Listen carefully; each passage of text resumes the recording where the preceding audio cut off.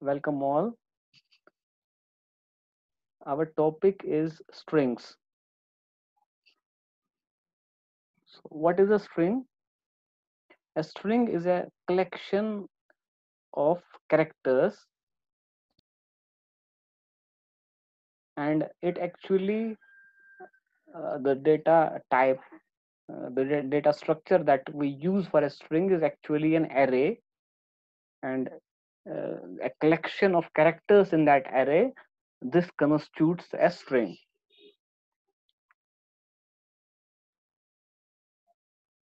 But whenever in an array a string is stored, which is a combination of characters, there always is an extra character there that we call as backslash and 0.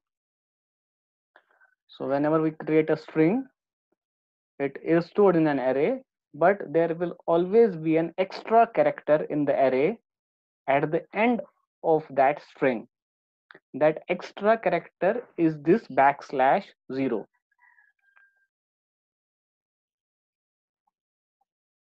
So if we define a string, we say it is a one-dimensional array of characters, and in addition to that, it is terminated by a null character backslash n, which implies which tells us that the string is done. The length of string is this much. Otherwise, we will not be able to know what is the length of string. For example, here we have a string. Its length is 5. HELLO, hello.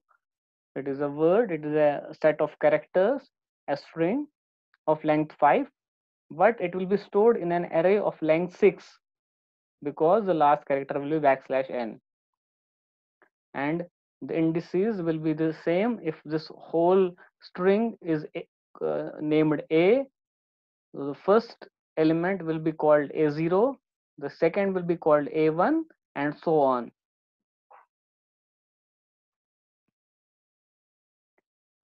Let us code.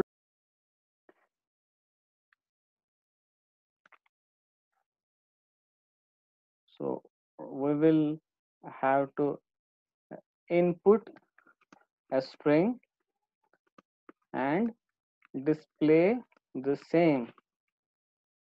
This is the target.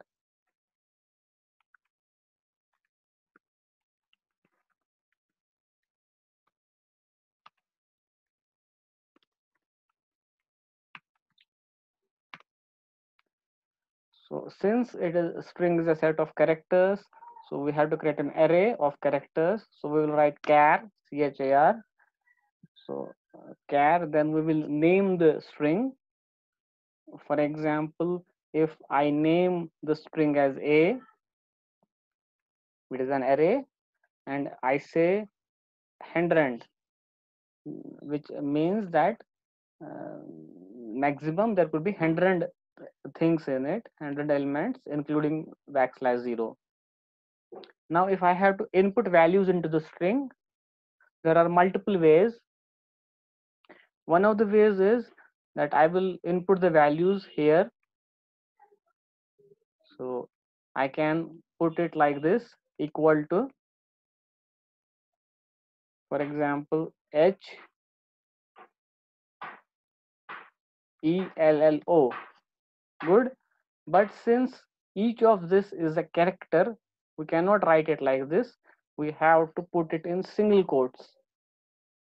So H in the first single quote, then E,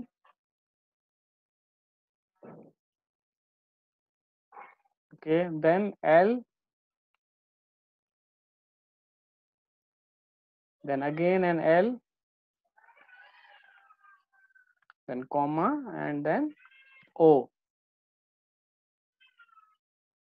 because we are dealing with characters. Single quote represents one character. And last, we have to put a backslash 0 in it. Since the length here is known, it is 1, 2, 3, 4, 5, and 6. So we can keep this 6 is okay. If we don't know the length and we are using some other method to input the value, then we should keep a higher value there, 100 or 50, like that. So this is one way of inputting the values into a string. There is another way. If we don't want to use this way, there is another way. Let us say we have this string, and we can directly write here in double quotes, we can write hello.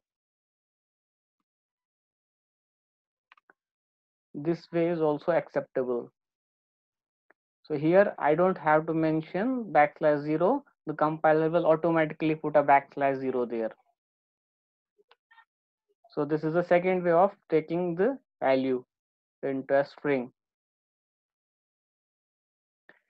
And if we don't want to do this and we want to take the value from the user, then it is better to keep a larger value here and then printf,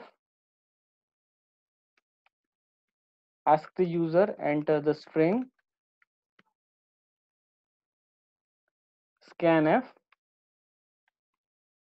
%s, because we are inputting a string, %s and a and %a. So this way we can input a string. So let us print this string, see what happens. So when we print it, it should be %s because it is a string, okay, comma a, the value is in a, done. So here we are inputting a string by using %s, and here we are outputting the same string by using %s. Let us save this program, string, save, and let us compile it, run it. So enter the string. For example, I enter hello. The output is hello, done.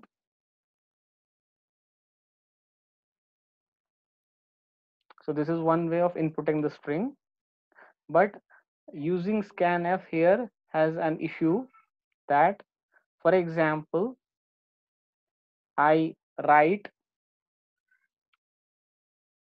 how are you. What will happen whenever there is a space? It will not take the rest of characters.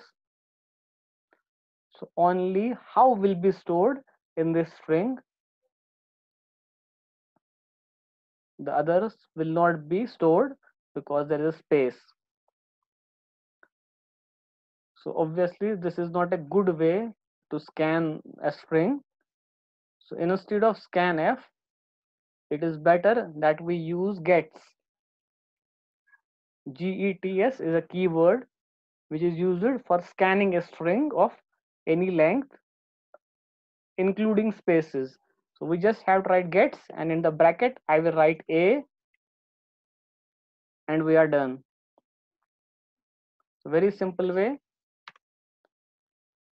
Don't write scanf, just write gets, and it is done. The whole string will be stored in a, and then you can do any operation on the string or print that string.